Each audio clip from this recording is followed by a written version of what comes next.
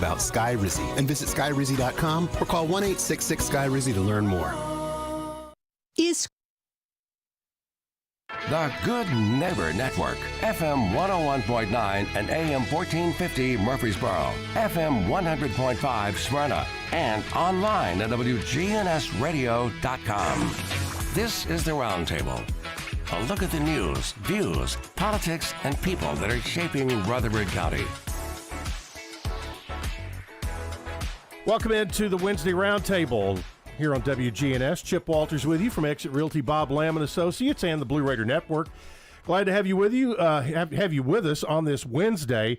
A couple of things before we get started with today's show. It seems like about every other week, Brian, we have to talk about being weather aware, but today is going to be one of those days also, and it looks like the timing of potential severe weather is going to be right around rush hour this afternoon. Yeah, it does, and it's nothing like what we had thought last week was going to be, and it may wind up being a little worse than what it was last week, but don't really expect a huge outbreak of severe weather here. Now, people around here have been hearing about it because the Gulf Coast states in southeastern United States are really going to get pummeled today, especially. But here today, heavy rain, could have some gusty winds, so you could have a severe thunderstorm warning or two. And while the tornado threat is low, it's not zero. So right, yeah, and so just keep an eye in the sky, and also you've got with Rutherford weather a lot of places where people can go check that out. And what are they? Just go to RutherfordWX.com or Ruco Weather on any of the socials, and you'll be able to keep up with all the weather that's going on out there. All right, there you go. So be weather aware later on today. A note, want to thank everybody who chimed in last week. Probably had as much feedback from last week's show with Harold Smith talking about Elvis Presley than almost any other show we've done. And a lot of folks who were at those shows 50 years ago chimed in. Appreciate everybody with their feedback. And if you missed any of that, you can go to the podcast section of WGNSradio.com. And another place you'll want to go is back to the podcast section when this is over today, because today we're going to be talking real estate, the market. The most common question every real estate agent in town gets is, hey, how's the market? And we're going to talk about how the market is. We're going to talk about, you've seen a lot of stuff in the news about the NAR settlement. We're going to talk about that. What does it actually mean to consumers, both buyers and sellers? And the quick answer is not a whole lot in Tennessee, because Tennessee has been kind of ahead of the game, and a lot of other things. And our guest today, I want to welcome in Ashley Sugar, who is the CEO of the Middle Tennessee Association of Realtors, brand new in the job. And what a time for you to come in that. And Ashley, welcome in for the first time. Thank you for having me, Chip. Good deal. Christopher Wilson, who is with Exit Realty, Bob Lamb and Associates, and Advantage Property Pros, the past president of the Middle Tennessee Association of Realtors. And Christopher, how are you doing today? Good. How you doing, Chip? Doing good. So here we go. Talking about things that are going on. But first of all, I do want to give folks a bit of an introduction to Ashley. And Candy Roberts has been the longtime steadfast CEO of the Middle Tennessee Association of Realtors. Excuse me. And she has done just an unbelievable job of handling the association, growing the association, making sure that the education of realtors in our area was paramount. And now Ashley, it's like Nick Saban leaving. Ashley gets to come in and follow the Nick Saban of real estate here in Murfreesboro. So congratulations. Big shoes to fill. Talk a little bit about what interested you in this position, because not everybody knew Candy was ready to retire. She was one of those you thought would be there till, whenever, but she's getting ready to enjoy the rest of her life, and who knows what all she'll be up to. But what got you interested in the job, and what what things do you see lying ahead that are going to be great opportunities and great challenges? Yeah, I'm extremely blessed to be coming in after Candy. She has done a absolutely wonderful job with the association. Prior to joining MTAR, I was the governmental affairs director at Tennessee Realtors. So my background is heavily politically focused, but Rutherford County is a hotbed for politics. A lot of what we're seeing at the state legislature is actually originating in Rutherford County. And a lot of that has to do with real estate. Prior to that, I really did spend some time in property management, so I had some exposure to the real estate industry. I've really always enjoyed and had a passion for where politics and business align in that space. I find it really, really interesting. Spent some time at Pepperdine doing dispute resolution and public policy, so got some experience in crisis communication, which I'm using now, definitely with this NAR proposed settlement. But, you know, you talk about education and how important it was for Candy, but I think education is more important now better than ever. And so we'll see where the association's going. As far as the future, I think we're going to really deal with some of these challenges coming from this proposed settlement, but I don't think much is changing. And so I think we're going to be just fine. But other than that, we really are facing a lot of questions around local politics and kind of what the future of Rutherford County and the other counties that we represent looks like. And I think we're going to take that head on. I think MTAR has done a fantastic job at being at the table for those conversations, but making sure we're at the table for all of the counties that we represent, I think is something that we're going to be taking a look at in the future. And I think we'll talk about a little bit about it today. Yep. And Ashley, she's one of those California transplants came in here, but you've been here for a little while. Yes. And what deciding to come east. What has been the change in your life once you made it to Tennessee? Yeah, I love Tennessee. You know, I was really drawn to Tennessee. I actually came just on a trip, was visiting, fell in love with it, and now I'm a resident. But I love being a Tennessean.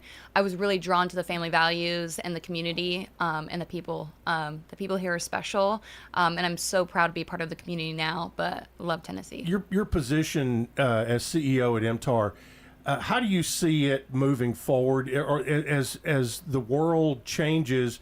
Does that position change a little bit because of your background and how much you've done in governmental affairs? Do you take maybe a bigger role in that side of things, or because there's so many good folks that are on the staff out there that kind of run the day-to-day operation? Yeah, I think my job is more so to manage, and the board's job is to govern. And I think my background just is a asset to the board, being able to tap into some resources and being able to really infiltrate the political space, and me having that background to be able to help guide the board a little bit with helping with achieve their desires for the association and what they see the future of the association being. Yeah, Christopher, you are a past president.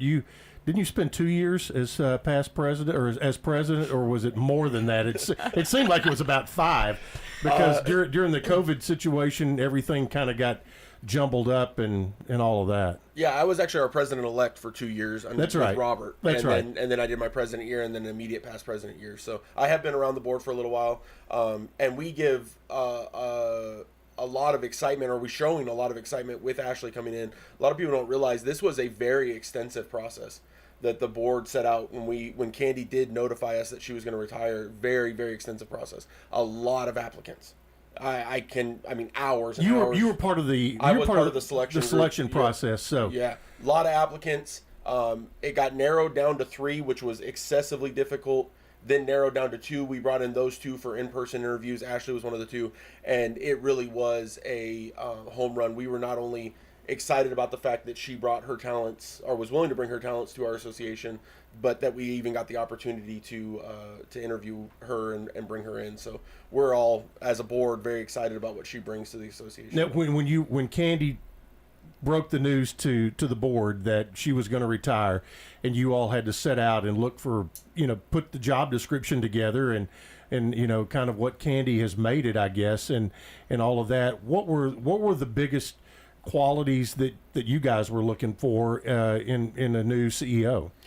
A lot of it did actually pertain to personality traits, in the fact of anytime, I don't care what profession, what you're doing, if you're replacing somebody who has been around for 30 years in any job, you have the the hardest uphill battle. That's right. And Candy in this community is probably one of the most respected and well-known people at least I've ever met. And so we knew replacing her was not going to be easy. So one of the biggest things we looked for was someone who would bring a lot of energy, but didn't have such a big ego that they wouldn't be willing to or able to absorb what Candy was willing to offer, and weren't going to be intimidated by Candy sticking around and helping with that. And Ashley, we cheated a little bit because we knew Ashley. You know, anybody who's been around Tennessee Realtors for a while knew Ashley. So we did cheat a little bit, but it made it a lot easier having already an established relationship with somebody. You know, when you're looking for that replacement for the person that we all turn to for any real estate question that we possibly have. Yeah. So. I can't tell you how many times something's come up and I just would text and, you know, maybe 5 seconds, maybe 5 minutes, maybe 5 hours, but I'd get a reply back, and I'm sure that's going to be the same with you. And you know, I think you got here just in time for the Realtors Christmas party, and made your debut. I've heard a lot there. about this notorious party. Yeah, made your debut for that today, and I want to spend our next 4 minutes or so before we take our break. Today, realtors are going to gather out at the new Realtor Event Center at MTAR on Butler Drive for the annual Fair Housing Luncheon, and next segment we're going to jump into the NAR stuff and all that, but fair housing is something that is very, very important.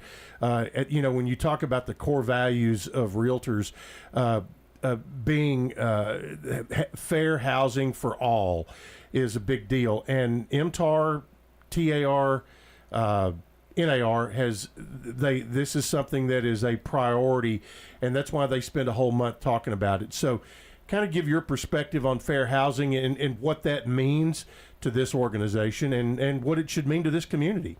Yeah, fair housing is really important to not only MTAR, as you mentioned, but Tennessee Realtors and NAR, and we make sure to celebrate it big in a big way every April. So this year, we are hosting a variety of different education opportunities to make sure our members can get through the door and get some really great information about fair housing. So we've offered bias override, at home with diversity. Today, you mentioned the Fair Housing Lunch. We're bringing in the Fair Housing Council to talk about disability, especially, and talk about some of the challenges that members may be facing as far as serving that clientele and what that looks like, what their needs are, talking about reasonable accommodations. That's a big topic in Tennessee right now with some of the legislation going through at the state, especially with restaurants. And so taking a look at that and having those discussions, they're going to open up the Fair Housing Luncheon with a minority business fair, which is a wonderful experience to bring in members of the community. And so we're very excited about that the opportunity today. Fair housing is very important to make sure that members are providing a equal service to all. And so we like to provide as many opportunities as we can to educate the membership on the importance of fair housing. Not to mention it's also legally required. Yeah, legally required. And but you know, basically we talk about, you know, fair housing for all, and NAR, you know, puts it out there in the code of ethics, the protected classes that are out there. So and there's plenty, and it's something that you know, that NAR had a vision for years ago, and it's been a part of what's been going on, because I remember taking my classes that, you know, they were talking about redlining and all of this kind of stuff, and you don't really hear about those type of problems anymore. Yeah, and which is a good thing. Well, and NAR is about to start next year requiring fair housing education for all of its members. So that will be a requirement going into 2025. All right. Well, good deal. We're going to take our first break of the hour, and we're going to dive into the NAR settlement and what that means for buyers and sellers in our area. That's next here on the Wednesday Roundtable on WGNS.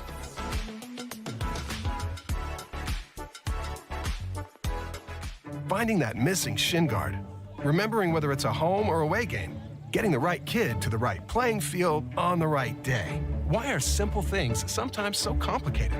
Thankfully, with auto owners, insurance doesn't have to be one of them. We work with independent agents who keep insurance simple, so you can worry about more important things, like not being that fan. Oh, come on, ref! That's simple human sense. Rayburn Insurance in Smyrna. Come see me, Rick Hall, at Rayburn Insurance in downtown Smyrna today. Hey guys, if you've noticed a lack of energy, motivation, and drive, it could be low T. Be sure to schedule your health assessment at Low T Center. For established patients, they offer the convenience of physician-monitored self-inject at-home testosterone treatments with an average payment of $150 a month cash pay, including labs and medication. If you need the convenience of at-home treatment, Low T Center makes it easy, shipping treatments directly to you. Go to lowtcenter.com now to book your appointment online. Low T Center, reinventing men's healthcare. Life is challenging and ever-changing. Take control with passive income through real estate investing. Learn how. Learn now. Let Del Walmsley and Lifestyles Unlimited's investors and mentors show you. Meet Del's team live in Chattanooga 2 days only at the Marriott downtown Saturday and Sunday, May 4th and 5th. Register now at GiveMeTotalFreedom.com. That's GiveMeTotalFreedom.com. Enter promo code 2024 for a special discount offer. GiveMeTotalFreedom.com. Code 2024. What do you like most about Adams Place? My apartment. I love my apartment. It's roomy and I've got lots of books and I've got room for everything and my little dog likes it, so we're happy in my apartment. We're talking with Betty Kirksey. The people are nice. Everybody that works here I have found they're really nice. I'm Terry Deal. Call me for more information about Adams Place, located at 1927 Memorial Boulevard, across from Walmart. This is Good Neighbor Events with Bart Walker. Brought to you by AmeriCare Pest Control and the law offices of John Day. This is a paid legal ad. You've probably heard it a million times. If you're injured, call a lawyer. And you probably haven't because you don't know how much it will cost, how long it will take, or even if you have a case. At the law offices of John Day, we provide a free initial consultation because we understand that folks don't want to pay a lawyer only to find out they don't have a case. If you think we can help, we do so on a contingency basis, which means we only get paid if you do. Seriously injured? Call me, John Day. WGNS encourages you to shop local. That helps our local economy. It's a great weekend ahead for live theater. At the Center for the Arts in Uptown Murfreesboro, Bring It On, the musical. And over at the Springhouse Theater in Smyrna, The Lion King Jr. In neighboring Woodbury, at the Art Center of Cannon County, The Crucible. All of those this weekend at our local theaters. Would you like to learn how to better use your computer? The Technology Engagement Center is offering free computer classes. That's a branch of our Rutherford County Library System. The Technology Engagement Center, TECH, is at 306 Minerva Drive.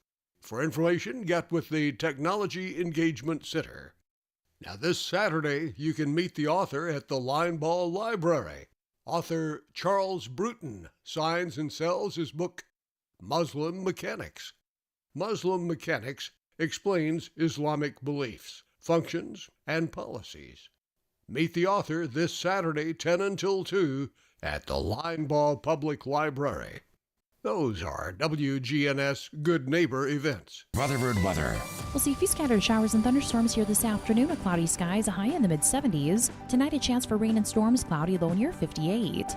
I'm meteorologist Jennifer Wojcicki on News Radio WGNS. Currently, it's 64. Middle Tennessee Electric organizing the 23rd Annual Earth Day celebration Saturday, April 20th, 10 to 2 on the square. Check out MTE's Energy Hub trailer equipped with interactive energy efficiency displays. Free fun for the whole family. Find out more at rcearthday.com. This is the Roundtable from News Radio WGNS on FM 101.9 and AM 1450 Murfreesboro, FM 100.5 Smyrna, and worldwide at WGNSradio.com. Welcome into the Wednesday Roundtable here on WGNS. My guests are Ashley Sugar, the CEO of the Middle Tennessee Association of Realtors, and Christopher Wilson, past president of MTAR, now with Advantage Property Pros. And guys, the real estate world made a lot of news here a couple of months ago when proposed settlement to a class action lawsuit took place. Well, the major news organizations grabbed it, ran with it, did not allow facts to get in the way of a good story, and scared a lot of people. but it is kind of which one of you wants to kind of give the Cliff Notes version of what kind of went down? Okay, so, well, basically, most people heard about the lawsuits that took place in Missouri and then spread throughout the country and happened. NAR was in a situation that would not only allow for the lawsuits to be settled, but also provide protection from tag-along lawsuits. And so they took that opportunity in settlement and agreed upon some rule changes. And some of those basic rule changes were that, commissions were negotiable, that the buyers are responsible for their own commissions, and the way that we advertise them in the MLS. Which is Real Tracks. Which is Real Tracks for us here locally, right. And then other places it's different. We have the best MLS of anywhere in the country that I've ever seen. Yes, and it's continuing to get better. I'm on their board as well. They're doing a lot to make that a much better situation. So, but yeah, that was the gist of it. Now, the kind of interesting thing for us here in Tennessee, we already do all those things. Yeah. So the other big one that I left out is a buyer has to have a signed representation agreement stating what they are responsible for paying their buyer's representative in commissions.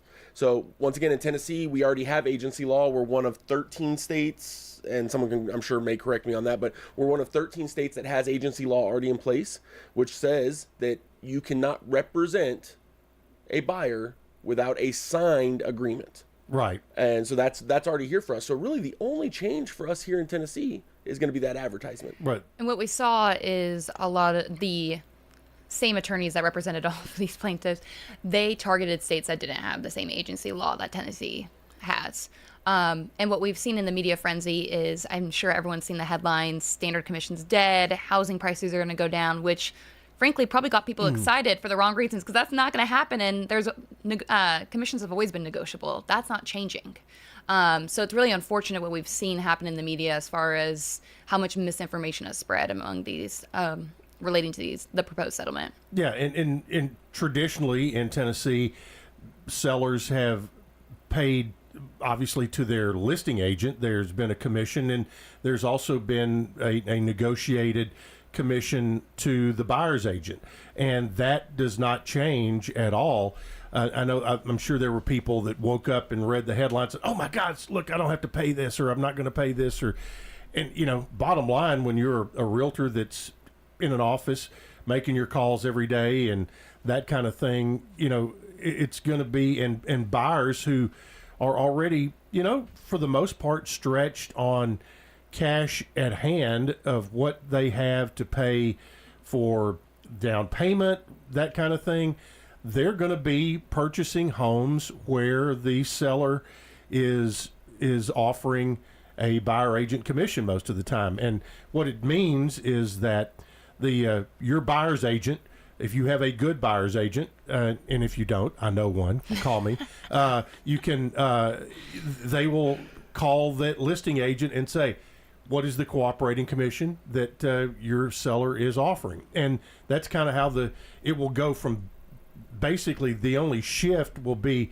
from looking at it on Real Tracks to making a quick phone call or a text message and getting that done. What a lot of people see, the hard part to explain this to people is the fact that you have to get very deep in the weeds of how we do business. And it's not that it's overly complex, but if you don't do it every day, you're just most people just look at me and go, yeah, I don't know that I care. And that's the complex part about it, because the way that this actually works is a listing agent and a seller negotiate a commission.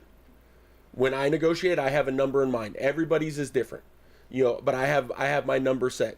Upon that negotiation, they sign a contract with me to list their house. That's correct. When you or I go represent a buyer, we sit down and have a buyer's meeting. Correct. Where we show them a buyer's representation agreement. This is what we're going to do for you. This is what I'm legally bound to do to represent you.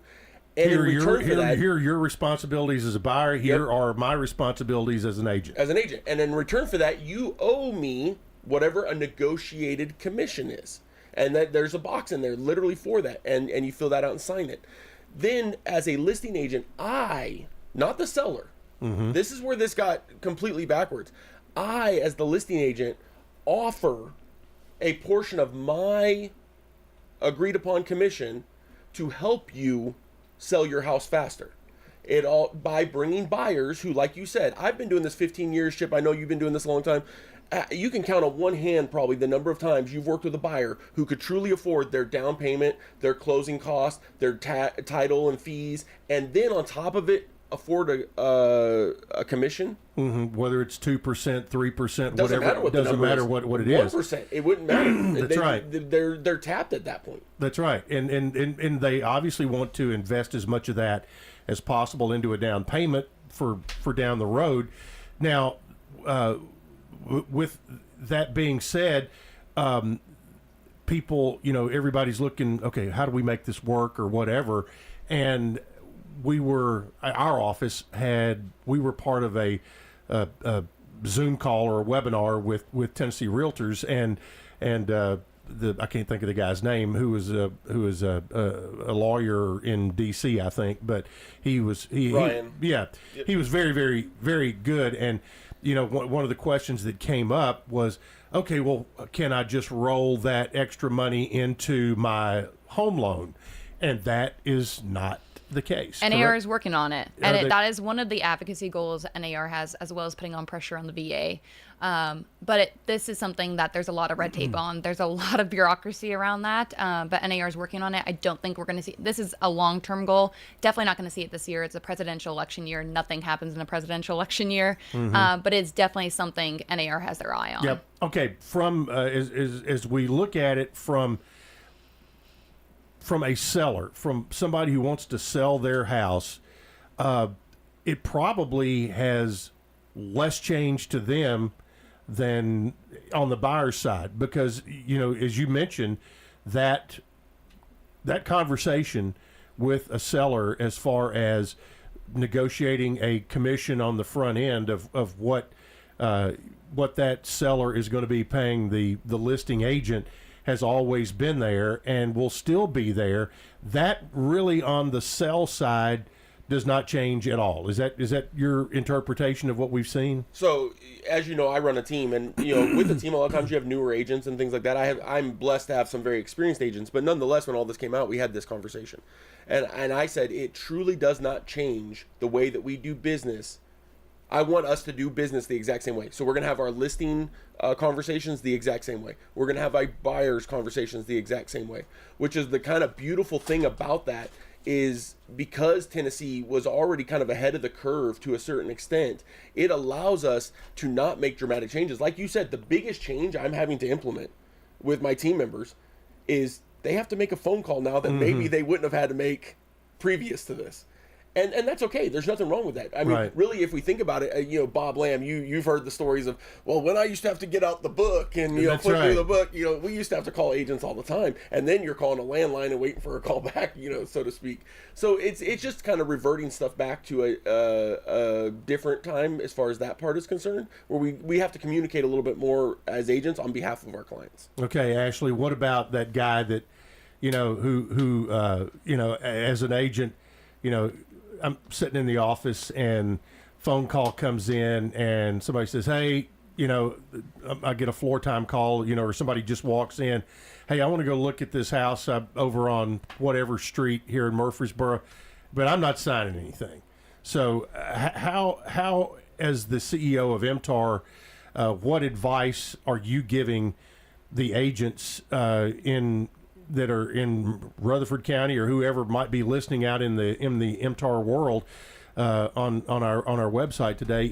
What advice are you giving them, and how do you handle that conversation with buyers when they come in and sit down with them? I think it is, it is going to open the eyes of people and all of that. But what advice from your chair are you passing out?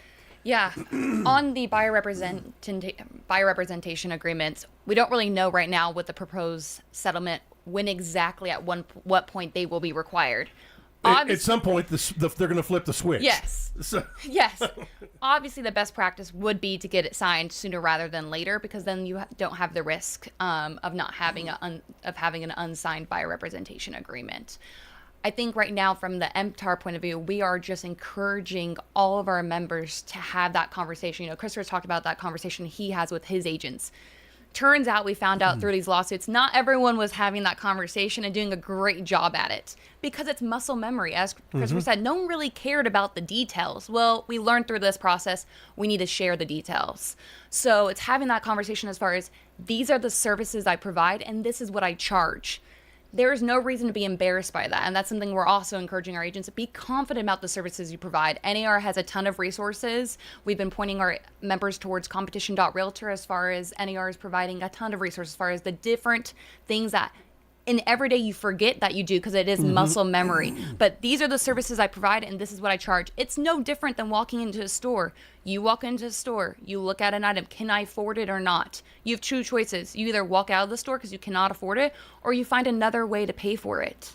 And hopefully that agent you're talking to can help you find another way to pay for it. You know, as an agent, one of the first things you do when you have a new buyer, one of the questions you ask is, have you talked to a lender and are you pre-approved? This should be all part of that initial sit down, whether it's a phone call or whatever, because we all have the ability now. You know, you prefer to have that as a sit down, look across the table, go through the buyer agent agreement and, you know, talk about the responsibilities and all of that.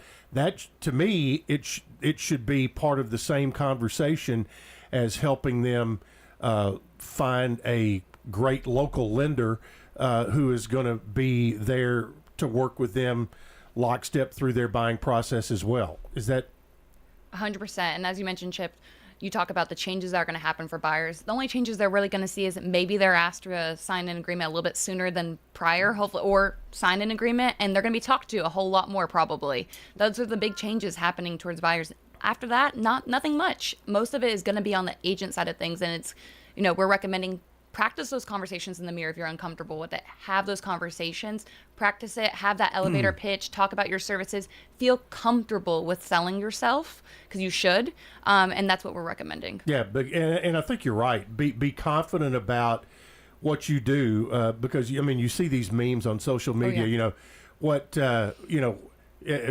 On the realtor sites or whatever, you know, what somebody thinks I do here, what somebody else thinks I do, and then what I actually do, and it's a whole lot more. Everyone thinks realtors just drive around in pretty cars and look at pretty houses. That's right. Yeah. And but you know, this is a situation to where, you know, for good or bad, and I think for good is the sausage making process becomes a little more public here.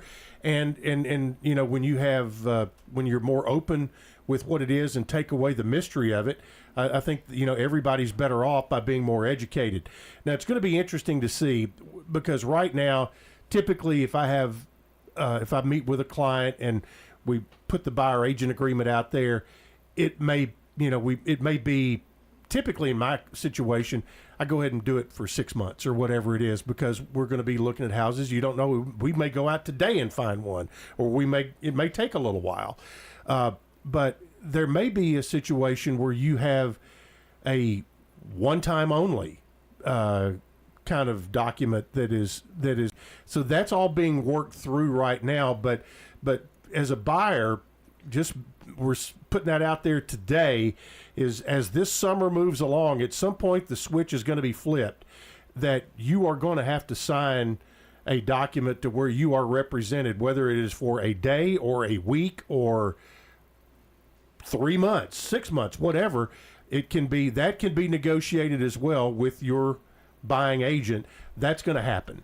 Yeah, the big thing with it right now is our current document. We've actually been truly blessed because our documents committee at the state level puts in a lot of work, a lot of effort, a lot of hours to make sure that these are, sometimes to my dismay, very inclusive in the language that it's using and how much is there. But our current document allows it to be address specific. Right. Hey, Chip, I want to go see this house at 123 Main Street. Can you show me this house? I only want to sign for this one house. That's right. Okay, and cool. I've done that. Great. Yeah. It can be for date specific. Right. One day, 1 week, 1 month, 1 year. It doesn't matter. To be a legally binding contract, you have to have 2 consenting adult signatures, a start date, and an end date. And you've now got a legally binding, contract there. So and consideration. So it's one of those things where, we've already taken care of preemptively. I mean, this has been around for years and years and years now. You would think we had a crystal ball and could tell some of this was coming, but truly what this was is this all started back when a bunch of consumer groups came to NAR back in the 90s and said, hey, buyers need protection. Mm-hmm. And this buyers does need that. protection. Well, so we created buyers agency, buyers representation.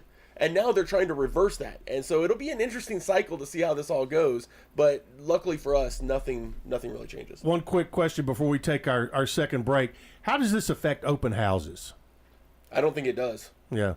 Because in that situation, a buyer going, a potential buyer or consumer going to the open house, you still have an agent there doing the open house. And if they're not signed with somebody, that's who's going to ultimately be filling out the paperwork for them, not representing them. Make that very clear. They're not representing them. They would be filling out the paperwork for them. Yep. So, all right, there it is. That is kind of the thoughts on where things go and with the NAR proposed settlement. And again, there's going to be a date where all this kicks in. But really, as Ashley and Christopher said, not a whole lot of change in the way that good realtors in Tennessee do business. So we'll take a break. We'll be back to talk about other things going on within the legislature and proposed legislation that's moving through and how that's going to affect things on the real estate side. That's all right here on the Wednesday Roundtable on WGNS.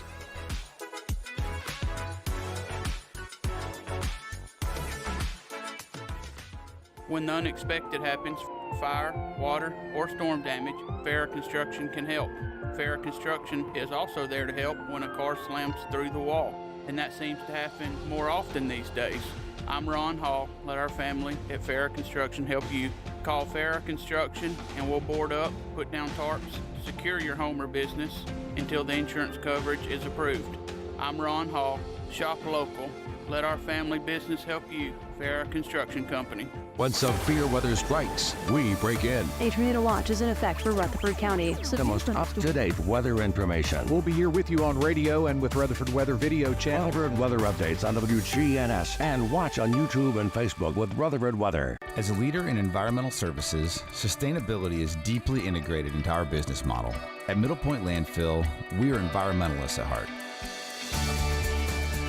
We use a cutting-edge technology in combination with our deep experience in recycling and waste services to protect our environment and our neighbors. That's our job, and that's our promise. This is Mike Klassen with Middle Point Landfill. We invite you to learn more about us at middlepointlandfill.com. For public services, we are sustainability in action. This is Kim Dunaway from Sunshine Nutrition Center. You hear me on Monday mornings at 7:20 talking about how to lead a healthier lifestyle. We carry supplements, personal care, and grocery items at both our Murfreesboro and Smyrna locations, family owned and operated since 1989. Bud's Tire has been helping Rutherford County with tires, oil changes, brakes, and more since 1987. This is Kay Mitchell, and even though we opened Bud's Tire in 1987, Bud started changing tires with his father next to the old hardware store in the 1950s. Just as it was true in the 50s, it is still true today. At Bud's Tire, you will always get friendly customer service. Visit Bud's Tire on the Old Woodbury Highway or call us at 896-TIRE. That's 896-8473. Bell Jewelers reminds you that it's spring cleaning time. Look through their jewelry, and there may be styles that you don't necessarily wear anymore. Bring them to us here at Bell Jewelers. We'll buy the gold that you don't want anymore. We can take the stones and reset them into a more current piece. Come to Bell Jewelers and we'll help create a special piece just for you.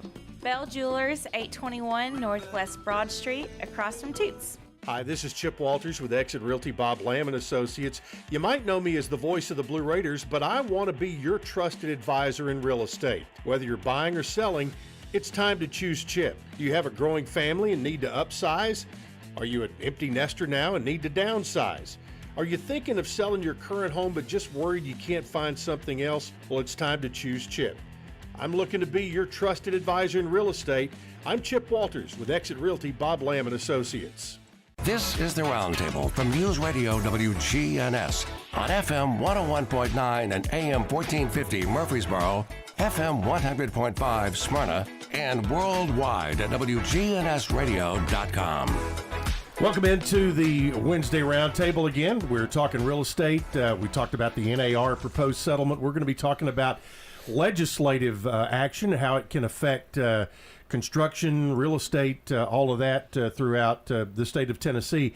Ashley Sugar, the new CEO of the Middle Tennessee Association of Realtors, and Christopher Wilson, the past president of MTAR, my guest today. And Ashley, with your background in legislative affairs with Tennessee Realtors, here in Rutherford County, a county with so much growth that's going on, you think about the bedroom communities of Nashville, whether it's Rutherford County, Sumner County, Williamson, Murray, the ones that are experiencing a lot of growth right now. There's always a debate on how growth should be paid for when it comes to infrastructure, things like that, and there are a lot of opinions out there. So right now, where does MTAR and Tennessee Realtors stand on things, on the issues that are going on, and really kind of give us an update on what are the issues, what is the legislation that's potentially out there that can help out? Yeah, I can talk on behalf of MTAR as far Right. as this goes. I'm not sure quite where Tennessee Realtors is. But what we currently are seeing with growth is, I think there was a lack of planning with growth, with the impending growth that we were going to see. Now we're in a position where we're trying to pay for growth that is already here, and everyone's already experiencing the consequences of that growth. So I think MTAR is trying to help prepare for future growth. We're hoping to bring a planning and zoning class later in the summer, having some roundtable discussions with some elected officials, and kind of bringing this conversation to the forefront. I think now we're really seeing in the legislature that it's at the forefront, but it's because it has to be, because it's gotten to be such a big issue that they can't ignore it anymore. Affordable housing was that topic that no legislator wanted to talk about, and now you hear everyone talking about it, and now it's attainable housing and not affordable housing, because affordable housing doesn't exist anymore. We're in a housing crisis that we've been into for years, but of course now everyone wants to talk about it again because it's knocking at your door. Here in Rutherford County, what we're seeing is a huge discussion around growth. Growth, impact fees, who pays for growth, all of that. And obviously the county mayor has an agenda. There are other agendas, competing agendas with that. I think everyone understands that there's a problem, Right. especially with the schools. There's a problem. I think we're behind, Christopher, is it 5 schools in the county that we're behind as far as needing to build. If you look at some of these schools, the amount of portables, most of these schools can't get any more portables. That is not what everyone wants to see as far as school growth in the county. So I think everyone that I've talked to, all the stakeholders I've talked to, can agree that school construction is a problem, especially in Rutherford County. But of course in other counties, as you mentioned, Sumner County, Murray County. And so what we're seeing is kind of this fight happen locally and at the state level. So in 2006, the realtors and home builders came together with state legislators and had a compromise, and that was the County Powers Relief Act, which provided an opportunity for high growth counties in the state to get some revenue from new residential construction. Some counties took advantage of this opportunity and some didn't. Some stayed with their private acts, and Rutherford County being one of them. And now a lot of counties want in on the action, and Rutherford County being number one in that fight. And so I've been involved in Tennessee politics for the last 2 years, but going back for at least 5, there's been every year multiple requests that are coming from various counties at the state legislature asking them to allow them access into the County Powers Relief Act. And what we're seeing is exhaustion among our state legislator. They are tired of hearing about the issue, and no one can get on the same page except for this year. So we really are in a special position right now. We are very lucky. Our state delegation here in Rutherford County has done a fantastic job. Representative Rudd, Senator Reeves, Senator White, Representative Stevens have done a fantastic job of working on a proposal that was written by the State Home Builders Association, supported by the Middle Tennessee Association of Realtors and all of the local home builders here in the area, supported by the local chamber, and pushing a proposal through. And right now we're about 2 votes away in the House, and we're almost through in the Senate about seeing this proposal through. And I have to say really exciting to see some kind of compromise come to the table. Murray County's behind on it, behind the proposal. Sumner County is as well. I think the only county we don't have support from, unfortunately, is Rutherford County, but really excited to see some revenue come into this county to help with the school growth. So talk about what that means if this goes through. What would it mean back to Rutherford County? Yeah, so Rutherford County will see a huge increase in revenue coming from not only new residential construction, but now commercial. That is brand new. That is something that was not included in the original 2006 version of the County Powers Relief Act. So currently it's $1, and there allow some increases. It will now be $1.50 per square Yep. foot. Okay. And commercial as well, up to 150,000 square feet. And they will be able to have that on new residential and new construction in commercial. However, it is permissive. So if a county wanted to only do residential, they could. If they only wanted to do $1, they could. If they wanted to do $1 on residential and 50 cents on commercial, they could do that as well. So it's completely permissive. All they would need to do is have a 2/3 county commission vote at 2 consecutive meetings in order to have that. So what we're going to see in Rutherford County, because they will enact it, they need the revenue for schools. We will see that. There will be a little bit of a slowdown at the beginning, because one of the big changes that we made in this proposal was the impact fee or the adequate facilities tax will be collected at the time that the certificate of occupancy is granted. This helps our builders not have to take out loans or, have conversations with developers as far as who's going to pay the taxes prior to anyone occupying, because the impact comes when someone occupies the property. So it's only right that you collect at that point. So we will see probably a little bit of a delay as, that new construction is coming in. But once that certificate of occupancy is granted, that is when it will be collected from the county. So what is that going to mean for let's say somebody building a home or buying a new construction home in whatever neighborhood around? How is that? Will that affect them at all on their bottom line when it comes to closing? Yeah, absolutely. So this is the hard part about it is, make no mistake about it, you're raising a tax. Okay, there's no ifs, ands, or buts about it. You can have the semantics of a fee versus a tax. It's all a tax. It's all when the consumer's paying it at the bottom line, they don't care what you call it. Yeah. So you call it whatever you want, but you're raising it, and the kind of crazy part about this, and the reason we fought an increase in this as realtors for so long, was because that's who ultimately pays for it. The consumer, the builder pays for it up front. And then the consumer pays for it. It's passed along, Yeah. right? I mean, just like at the grocery store or anywhere else, it's passed along. And so that's no different here. The other part that I don't think some of our representatives were taking into effect, a lot of people like to talk about property tax. And property tax is kind of that blanket tax that anybody who owns a property pays. This raises property taxes. Any way you look at it. So one of the things that we're seeing in Rutherford County especially is you have very established, very developed neighborhoods with open land, farmland right next to them.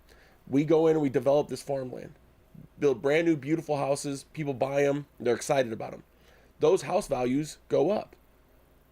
When your neighbor's house value goes up, guess what happens to your house value? It goes up. It goes up. When your property's reassessed on the reassessment time, guess what the valuation of your property is? Higher. When your property valuation is higher, your property taxes are higher. So, I mean, this is, in my opinion, it's still a negative, but it's a negative compromise. What the county was wanting was dramatically higher than this. And what we felt, with working with the home builders, with working, and I do give credit to quite a few of our county commissioners who are willing to come in and have very frank, very honest conversations about this process and wanted to work with us. Craig Harris was one, Jeff Phillips was one. There was numerous other ones. I've had great conversations with Phil Dodd. Phil Dodd is of course another one. Right. So we've had numerous county commissioners want to have great conversations about this and really did want a compromise. They didn't, whereas we've had other people, unfortunately, who have wanted an all or nothing approach to it. Either I get what I want or I'll blow the whole thing up. Unfortunately, I think some folks were unfortunately misled. But why this is such an important compromise and why this is such a huge achievement is when this goes to the state legislature, it's not just the high growth counties voting on this. Actually, on the larger committee that votes on this in both the Senate and the House, many of the representatives of the high growth counties are not even on those committees, so they don't even get a say. So you're having these legislators that have to vote on a higher tax that is going to come knocking at their door that they don't want to see locally for themselves. they have to vote to approve it. And so that's what we've seen every year as it gets shot down. So it is a huge achievement on behalf of our state delegation to have been able to lobby that through and to really get the support of their colleagues on board with that. And as Christopher says, it's not something we like. It's not something that home builders like. It's not what we'd like to see, but I will say the alternatives are far, far worse. What we see in other states are public improvement districts or PIDs. That's a very common practice in California, Florida, Texas. You get overlap of those. That is putting an assessment on a property that lives with the land that is very expensive, and you can get overlap on those.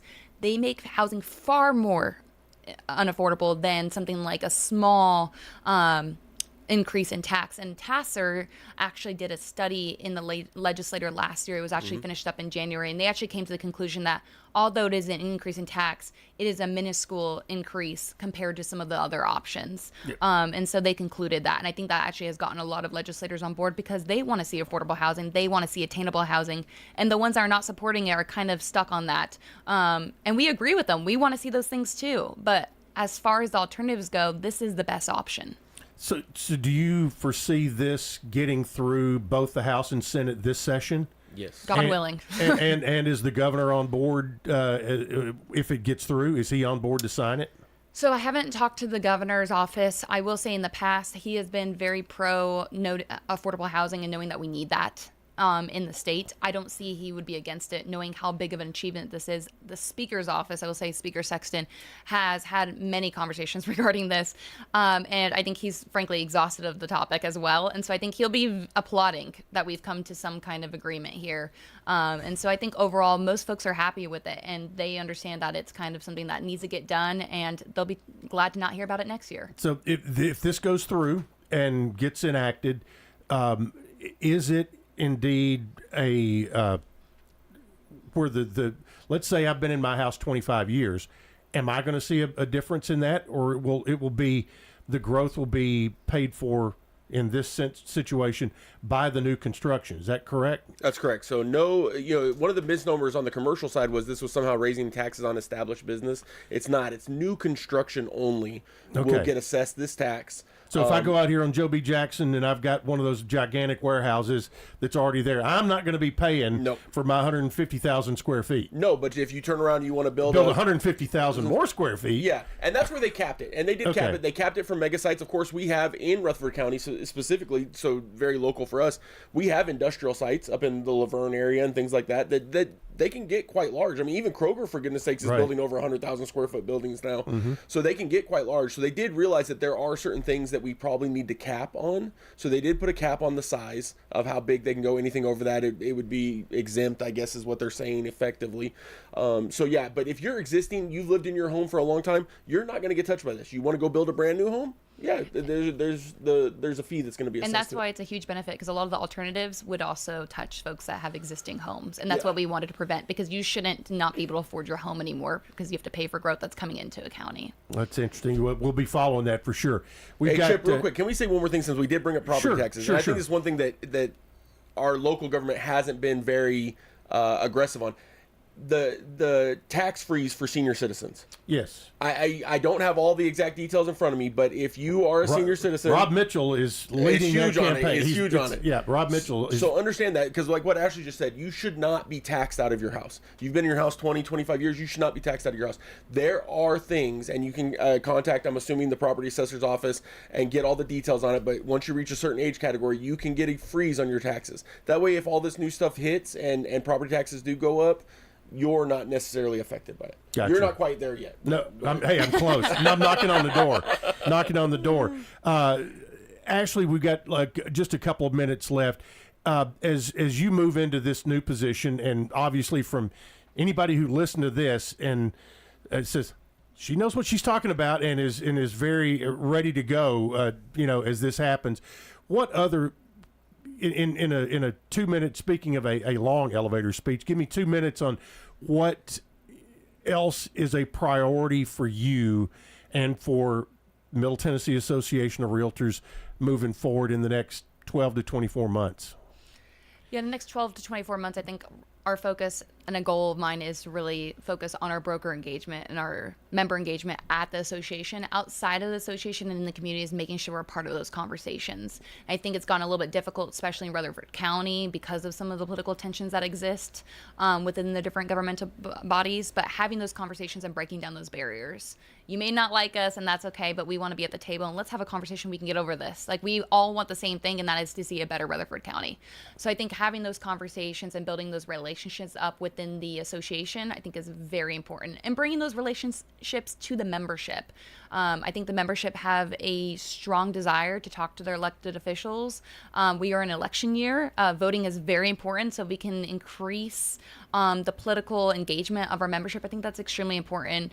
Outside of that, I think working on the counties that we also represent that are not Rutherford County. Growth is, knocking the door of Bedford County now. So having those conversations, and we talked about planning and poor planning, let's talk about planning and zoning. Let's talk about what we can do as far as zoning goes for affordable housing. I was just talking to Representative Sparks the other day. He goes, I care about affordable housing. What can we do? Let's have a conversation. Let's talk about some zoning changes. Basically, he can't help, but maybe we can have some conversations locally to see what we can do.